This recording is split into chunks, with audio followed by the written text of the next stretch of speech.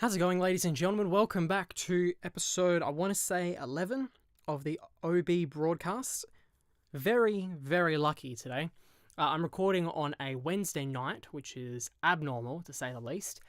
And I was about 5 minutes in and I heard a sound from my computer and I went to check it and it was just flatlining.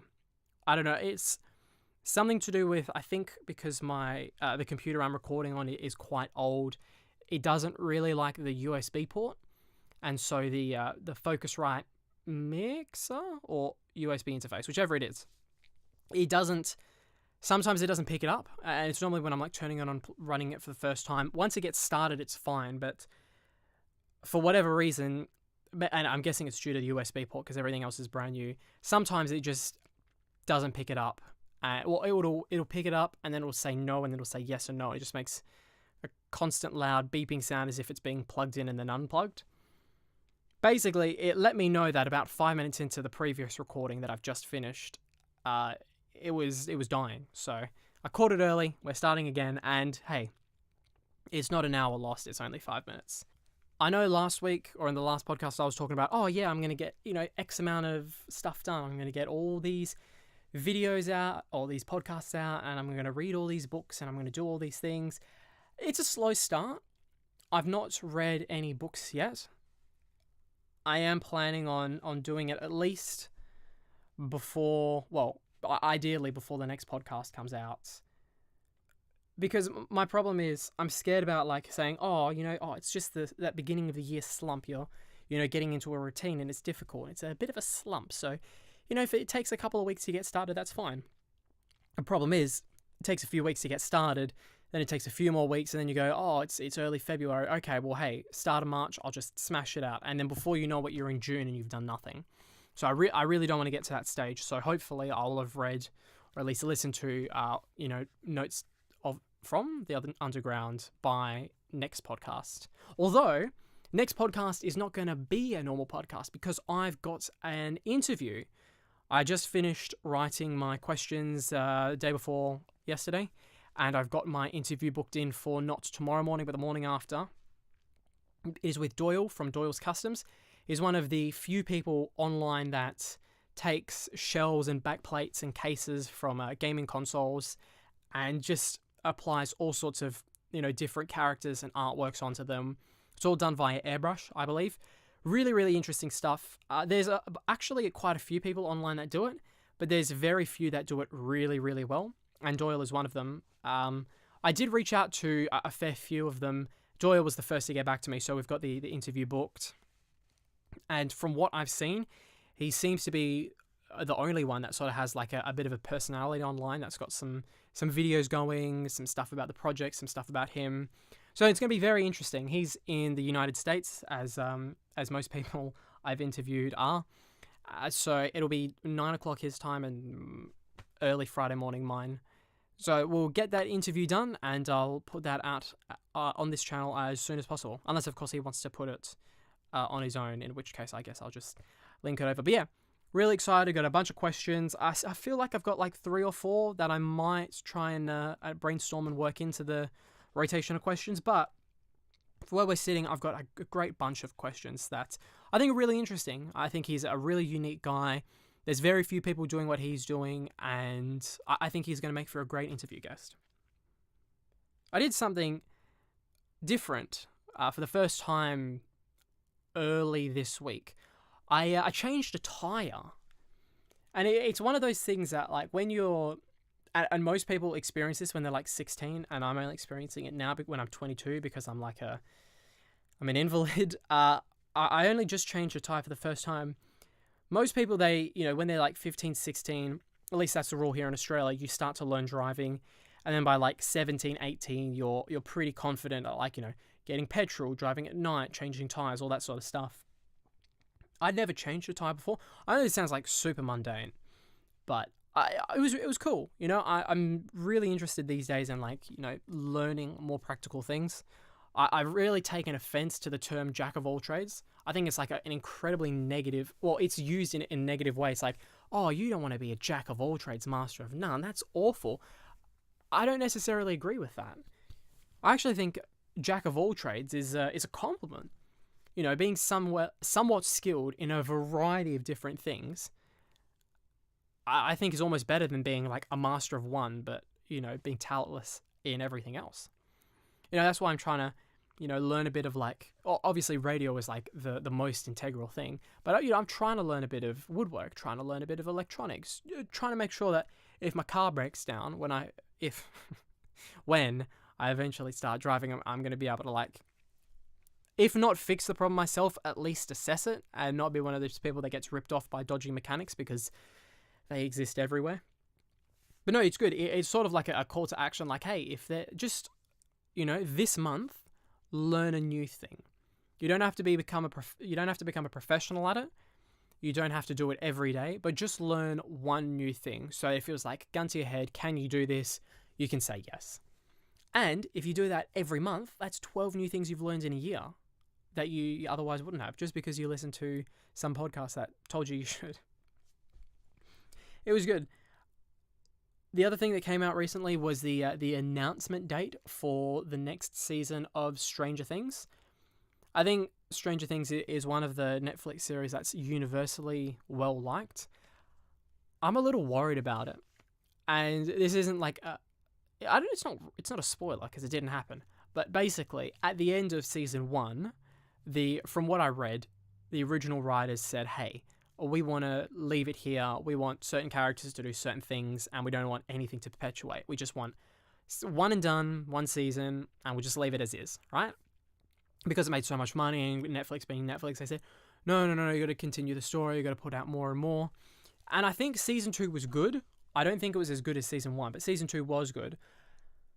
I just worry that, like, season 3 is going to follow the trend of being, it was good, but it wasn't as good as the previous, and the previous before that. I don't know. I guess after watching Heroes and The Walking Dead, I've just become more cognizant of the fact that, yeah, you can really like a TV show and it can be really good at the start, and it can just die from being, dragged on far too long. I mean, both of those shows are great examples of that. I personally thought that season 2 should have gone with that. Knowing what I know of season 2, having watched it, I think I would have preferred season 1 have finished where it did instead of going into season 2.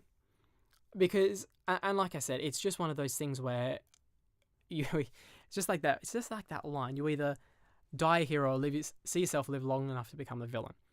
I think there's some, relevant point there. You either finish a great show or you drag on so long that everyone starts to hate it because, you run out of ideas. And I think the more scholarly people among you would say something similar about Game of Thrones, given the fact that, from what I understand, they've run out of actual book material to cover, and so they're just going off of inklings and ideas, and I think some vague guidance from George R.R. Martin. I'm not a Game of Thrones snob. I sort of just sit back and go, oh yeah, no, that was action, good fun. But no, there are definitely people that think that the later seasons were bad, and hey, maybe they were, but it's not gotten to that point where I've noticed. So maybe once it gets to that point where I go, ooh, this is real bad, that's when you should start to worry. And until then, Stranger Things is fine. But yeah, it'll be interesting. It's July 4th, I believe, it comes out. So it'll be interesting to see where that lands. I wasn't actually going to talk about it, but alternatively, speaking of like Netflix shows, and speaking of shows that are faithful / not faithful to the content that they're derived from, Season 2 of Castlevania is incredible. Like, Castlevania, I'm not going to rant on this too much just because I didn't plan to, but if you haven't seen Castlevania, you really should. If you've played the games, you should watch the show. And if you've played the Belmonts in Smash Bros, the newest one, you should watch the show. And if you just like animated stuff, you should really watch it because it's phenomenal. I only put in, the extent of my Castlevania knowledge is anything I read online, and about maybe 6 or 7 hours I put into, was it Aria of Sorrow? Basically the Game Boy Advance one where you play as Soma Cruz. Very little I know about the franchise, didn't grow up with it. I was more of a Pokemon person. But so I really knew very little about it when I watched the 2 seasons. And you know what? From an outsider looking in, it's really, really great. And from what I've read, an insider looking out, and to that I mean people that are familiar intricately with the franchise, that have played all the games and know all the stuff, apparently it's really, really faithful. Apparently it's done a great job, or, I mean, visually, can't debate, but like in terms of storytelling, they've done a great job sticking to the source material, and, it just seems to be incredibly well liked. Just goes to show that when you have source material and it's, good on its own merit, like Game of Thrones is, and when you stick to it and you follow it, not only do existing fans love it, but, people that are new to it will find it and, they'll say it's great, and then they'll talk about it on their podcast and hopefully entice just one person to watch it, and then hopefully they recommend it to a friend, and then via that, it's not like a tree, but, through the grapevine, more and more people watch it because, look, it is really graphically violent. Like, it, at some points, I would say unnecessarily, but I'd be lying if I said it wasn't a great show. But yeah, essentially the tangent I was coming off of was, hey, Stranger Things Season 1 is great, Season 2 was fine, and Season 3, I don't know yet, but hey, sometimes it's okay for a show to die.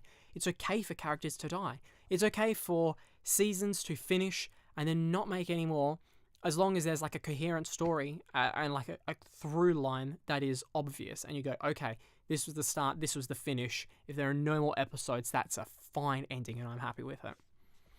It's always sad seeing a TV show you've watched for a long time go on and on to the point where you just can't stand it anymore.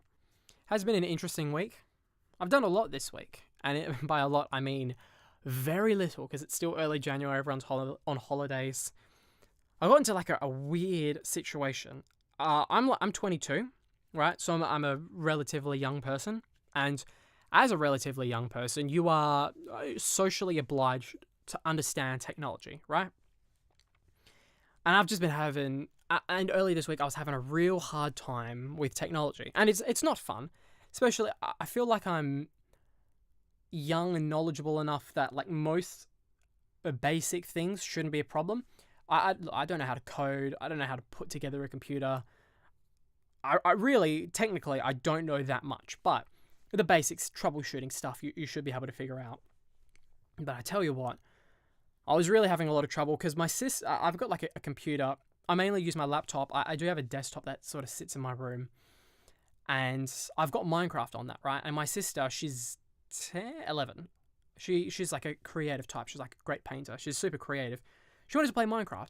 And so I said, yep, fine. I'll just, like re-download it and you can just sit and play, right? No big deal. And I was just having so many issues. It was saying that like, oh, I couldn't run this executable file because I didn't have the permission. And then I downloaded the new installer because it's probably been like 3 years since that game has been on my computer. I downloaded the new installer and it doesn't install the game properly. And then there's an option to repair broken files, and it doesn't do that properly either, and anything that's executable for Minecraft was just not working at all. It was saying, oh, cannot find the path, file, or folder, you may not have the right permissions. I think I lost an entire day trying to fix that game for my sister. But I was just so adamant about not being beaten by technology. Not at this point in my life. Maybe in like 20 years' time when Skynet takes over, hey, I'll lay down arms. But in the meantime, I should be able to get a game to run on my computer. I don't actually know what was the problem in the meantime. Like, I did a million different things like running it in safe mode and making sure my computer had the right permissions and making sure it was downloaded properly. And I think eventually it came down to an antivirus that didn't like it and was blocking it for some reason. Eventually we got it fixed, and by we, I mean I, but it was just a pain. I'm not sure if that anecdote is meant to say, yeah, persevere and you can do the thing that you're trying to do, or maybe it's like an anti-technology rant. I'm not entirely sure, but the point is we're going to go with the positive route and say, yeah, you can fix a thing if you try hard enough. And hey, just goes back to that tie thing. If you have a problem, fix it. If you don't have a problem, learn a new thing, and then by the end of the year you'll be a more well-rounded person. I truly believe that 29th, and I've already seen it. What's the date today? Is it the 15th? The 9th? Wow, completely off. I've seen people saying how bad 2019 is going to be. Oh, let's just skip to 2020. It's a better number. It's going to be a better year. No, it's not. For the people that are saying 2019 is going to be a bad year, let's skip to 2020, are the same people that are going to say 2020 is going to be a terrible year. I hope we all die in it. Exactly the same people. But if you take a step back and say, hey, I'm really going to try. I'm going to do this, this, and this. I got a schedule. I'm going to make 2019 my year. They're the same people that are going to be in 2020 going, hey, this has been a great year so far. Let's keep at it. You probably can't tell from like my masterful editing, but I'm really having to take a break every 5-10 minutes because it's so hot in here. You know, it doesn't help that like the floor, I've got a carpet in here to try and insulate more sound. It's just so hot. And I lean back trying to get a bit of cool wall on my back, and no, it's just another blanket. So really unbearable. But hey, we'll press through because on top of everything I wanted to talk about so far, I do want to talk about Venom because I watched the movie recently and I feel like Venom has got an unfair rap online. I know everyone just like, I have the biggest problem with critics, right? And not what they do and how they do it, but rather the way people interface with critics. I feel like too many people go blindly off what a critic says. And I think I was talking about this in the last podcast or the podcast before that, where I was talking about not giving games a numerical value. You sort of just describe them on their own merit and let people decide whether or not that's something they would enjoy. Same deal with movies. I feel like, movie critics are supposed to watch and to know, movie tropes. They know this is a cop-out, and they pick apart movies. Oh, this was poorly edited and this was badly filmed and this guy makes too many weird mouth sounds. as not directed at me, although it very much could be. That's what their job is, They're appealing to, I don't want to say like a higher society, but people that care more. Like, not film snobs, because that has like a negative connotation, but people that really care about movies and they just pull them apart with a fine-tooth comb and rate them for the art that they sometimes are. The problem is, the majority of people just like a movie to be entertaining, right? And I've taken a hard stance against movies that movies are objectively worse than TV shows because TV shows have like 4 or 5 times the amount of time in them to get across ample story. Right, Luke Cage, brilliant example. Those Marvel shows are a good example where you've got 13 episodes, you can fill it out with all the story, as opposed to something like Iron Man or Black Panther. I know we're just staying with the superheroes, I'm sorry, but those movies are short, but there's heaps of backstory, especially in the comics, and they just don't get the time to actually fill out that story, and then you end up with, a really, really bad movies like Aquaman. I hear that's bad. And hey, I heard it from critics. I could be wrong, because this is what I was trying to get to. I watched Venom with my sister, and then a couple hours later, I watched it with my dad. I watched it twice because A, I sort of like the concept of the superhero, and B, it's just a great fun movie. Just preface what I meant by I think is a fun superhero. I sort of have this thing with superheroes where I think they should work hard. Like Tony Stark doesn't work hard being in the suit, but Spider-Man has it to physically like shoot and pull and swing when he's, doing all this stuff. He's not just like flying around. Same thing with Venom. He sort of like the way he moves it's not got to do with, and I'm talking about Venom, the symbiote, not the person on the inside, or I guess outside, depending on what part of the movie you're watching. But yeah, the way Venom moves, he sort of has all this like, I don't even know what it is. It's sort of like goop that he can use to launch out and swing in similar Spider-Man vein. I hope you're not picking up on a trend, because there's no trend to pick up on. I'm totally not favoring Spider-Man and superheroes akin to him. But yeah, superheroes and characters that have to really work for what they're doing, I find are more interesting than ones that just sort of fly around and shoot lasers out their eyes. But B, more importantly, and what I was really getting to is, it's a really fun movie. Look, hey, sure, there's probably the intro is probably too long, and there's not enough time between Eddie and Venom, right? And hey, it feels undercooked.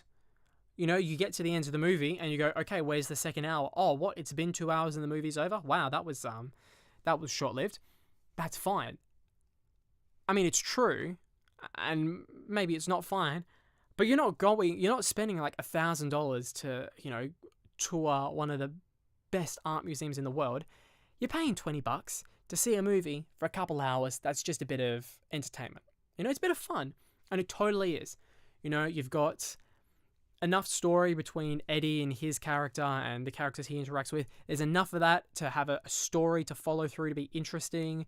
There's more than enough chase scenes to sort of show off the character that he is, in conjunction with Venom taking over. There's enough action scenes where Venom is doing the Venom thing, and there's enough funny scenes between the two of them talking, and like a sort of, I guess, a now weak-willed person with some type of like alien host, or rather parasite he is the host of. Just the interaction between those characters. There's enough of that it's fun. They've got a villain, super generic villain. You look at him and you go, oh, he's the bad guy, and nothing he says is true.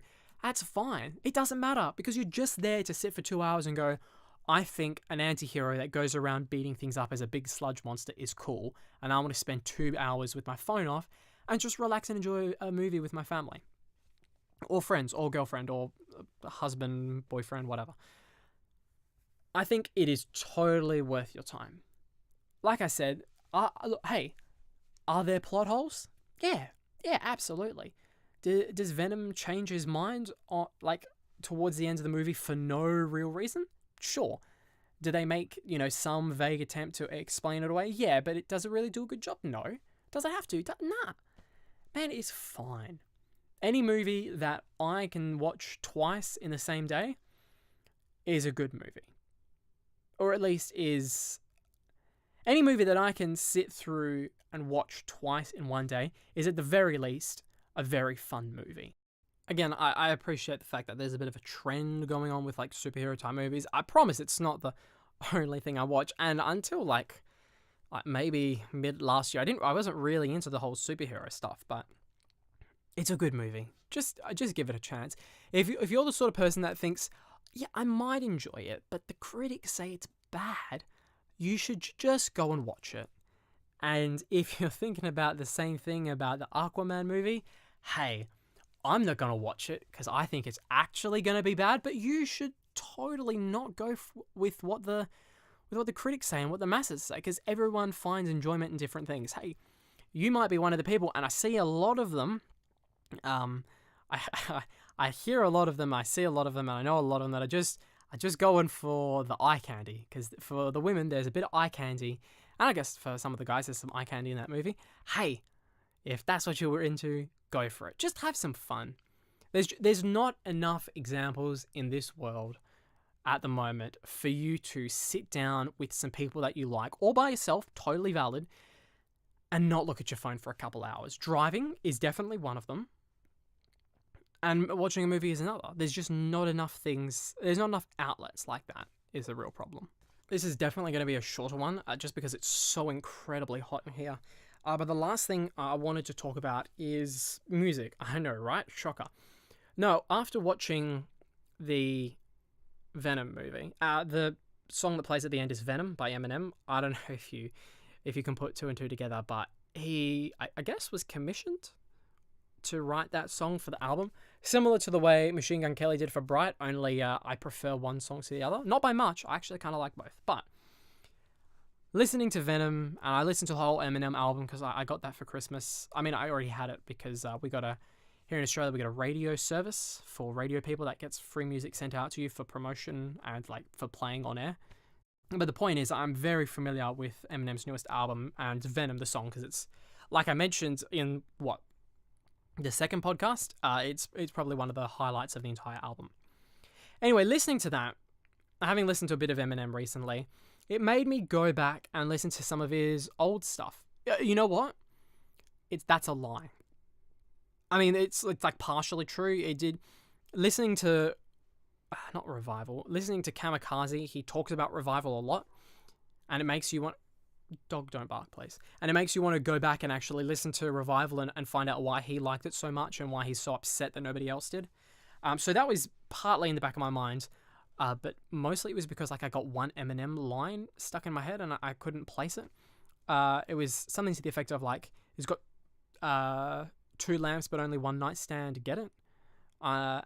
It's essentially just, one night stand, right? And I couldn't place it.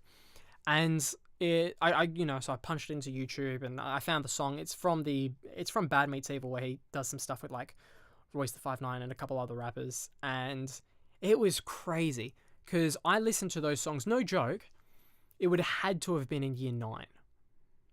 And so, how long ago was that? Year 9? Wait. Like maybe 6, 7, 8, maybe even 9 years ago. I was listening to that song. Wow, I'm old. I gotta write a will. No, but I mean, I hate probably, but yeah. So it was nearly a decade ago. I was listening to this song, and I plugged it in to my phone and I played it, and about 30% of the lyrics just came back to me like that. I think it's crazy that the brain can do that. A lot of the guys that I do training with, they're not conspiracy theorists, but they're sort of interested in, it's not new age, but like, they're sort of interested in the sort of stuffs like, how much of our brain do we use? Imagine what we could do if we use all our brain. They're interested in that sort of stuff, which is, I think is very interesting. How much of our brain do we use? How much could we use? The point is, it's really interesting to me that song lyrics from so long ago are just stuck in there. And you know what? Those songs back then, I didn't even really know that well. I didn't even like too much, relatively speaking. And those lyrics are just jammed in there. And just to quickly tangent off of music, but it's still in the same vein as like memory. I'm afflicted with a curse. And I'm like, honest to God, this is something I deal with. When I was like a kid, like, 6, 7, 8, 9, 10, 11, 12, you see like a lot of like cartoons and TV shows in the morning before school and after school when you get home. I can remember just the lyrics and the lyrics to all of those songs, like the theme songs for TV shows, even the ones I didn't like. All of those all those lyrics are just ingrained. They're just burnt into my head. I don't think that's particularly unique because, when you watch the same, 15 cartoons every day and you listen to the same theme song, it just sort of gets cemented in there. But the point is, man, those lyrics are just drilled, burned deep, and some of them I really wish I could get out. It's really, really bad because sometimes you'll be falling asleep, right? And it'll be like 11 o'clock and you go, man, it's way too late. I need to go to sleep. And you'll be falling asleep, and then your brain goes, "Hey, do you remember that TV show Franklin with the talking turtle, and his friend the bear?" And then the theme song starts playing in your head, and that's just like a whole other thing.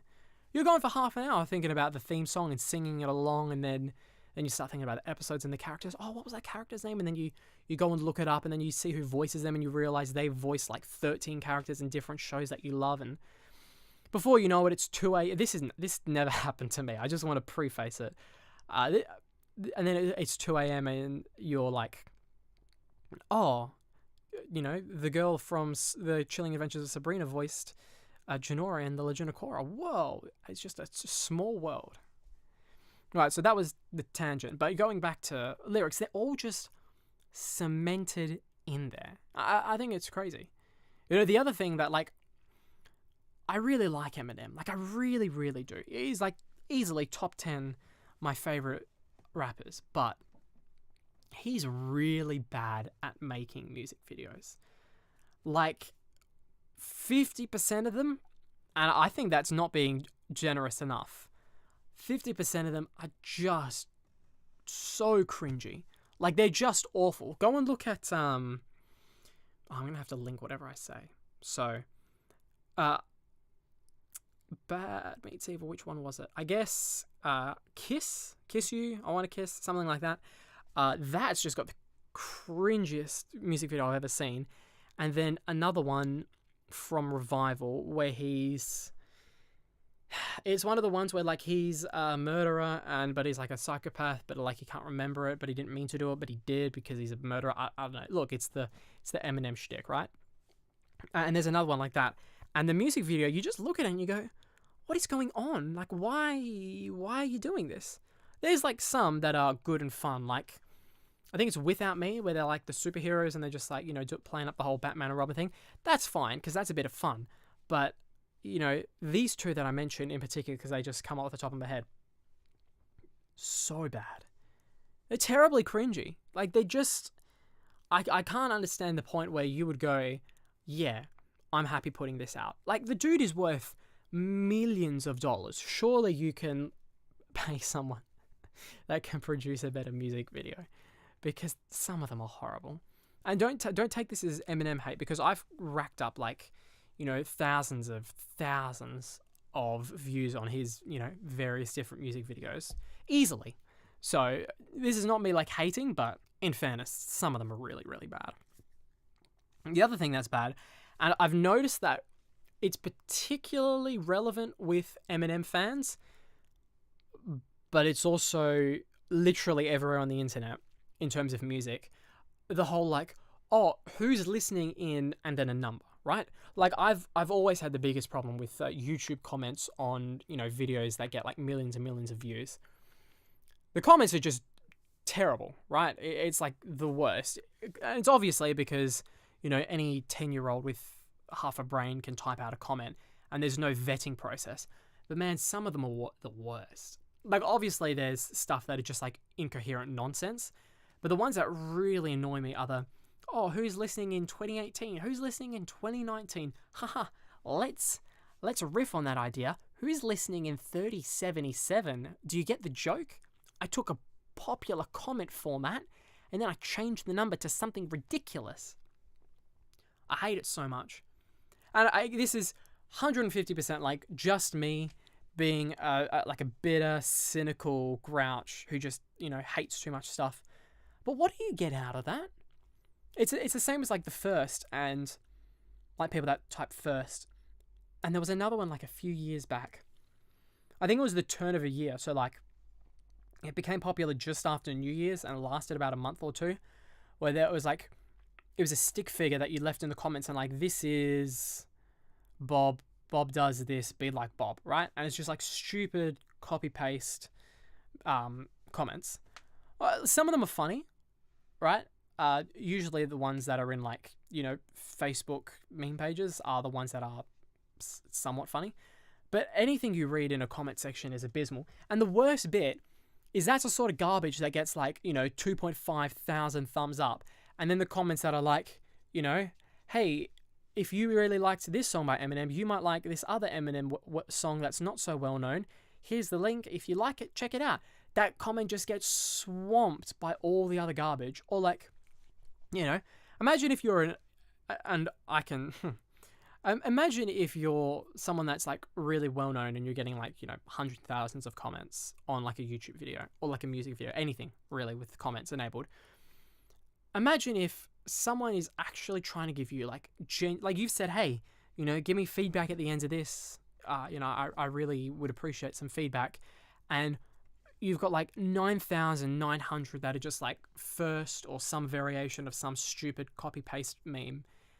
And then there's like one guy that's actually trying to give you feedback. Can you imagine how infuriating it would be to try and actually find anything worth reading?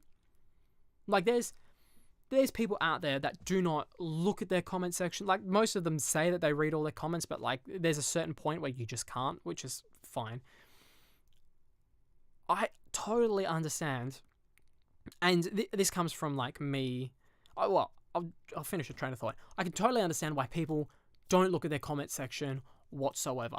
And that's because you can just get some babies leaving garbage in there, right? Basically, I just would like to understand why you would leave a comment that says first over the age of like 11. Because like my sister's 11 and I don't think she's dumb enough to leave a comment like that. Because they're just so vapid. There's just nothing to them. And yeah, like I said, I know it's kids, but you know what? maybe just let kids be kids. Leave a stupid comment. Whatever. Use this video. Leave a stupid comment. Wipe your keyboard and then post whatever it types. Or just write the newest meme in the comments and just whatever. Have fun, man. Don't be such a grouch. What's the newest meme these days? Are we beyond the TikTok girl that's hit or miss? I guess they never miss, huh? Are we past that? What's the latest thing? Anyway, leave a comment. Anyway, I'm gonna punch out here because it's so insanely hot in this small room of blankets and mattresses that I think I might get heat stroke.